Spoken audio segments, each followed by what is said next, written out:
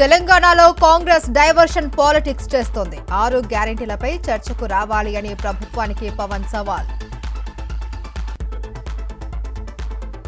తెలంగాణ పాకిస్తానా పాలస్తీనానా? ఇక్కడ కూడా జనసేన పోటీ చేస్తుంది అన్న పవన్. పవన్ కళ్యాణ్ పై తుంగతుర్తి ఎమ్మెల్యే సామేల్ ఫైర్. ఆత్మగౌరవాన్ని దెబ్బతీస్తే సహించేది లేదు అని హెచ్చరిక. తెలంగాణ నవనిర్మాణం పేరుతో పవన్ డ్రామాలు ఆపాలి. రాజకీయ కుట్రలు చేస్తే ఊరుకోము అన్న వేముల వీరేశం. తెలంగాణ ఉద్యమాన్ని కాంగ్రెస్ అణచివేసింది. రాష్ట్రాన్ని ప్రజలు పోరాడి సాధించుకున్నారు అన్న కిషన్ రెడ్డి.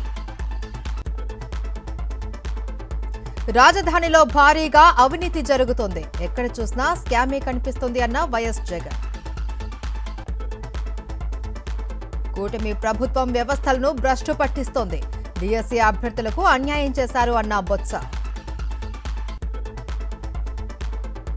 రఘురామకృష్ణంరాజు కుల మతాల మధ్య విద్వేషాలు రెచ్చగొడుతూ ఉన్నారు.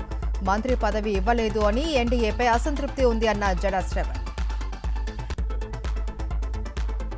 చంద్రబాబు లోకేష్ బ్రాండ్ 99 పైసలు.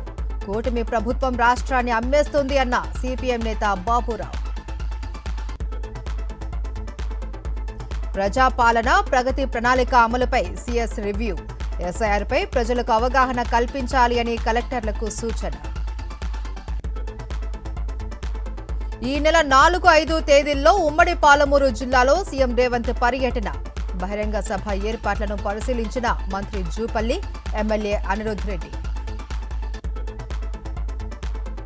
శ్రీకాకుళం జిల్లా ఎచ్చర్లలో వైఎస్ఆర్సీపీ బీఎల్ఏలకు అవగాహన కార్యక్రమం.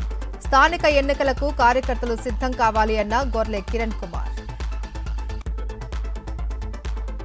విజయనగరం జిల్లా పెద్దపుర్లి గ్రామస్తుల ఆందోళన.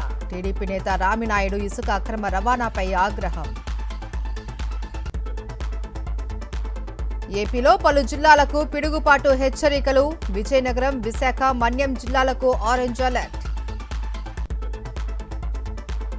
అమిత్ షాతో అన్నామలై భేటీ.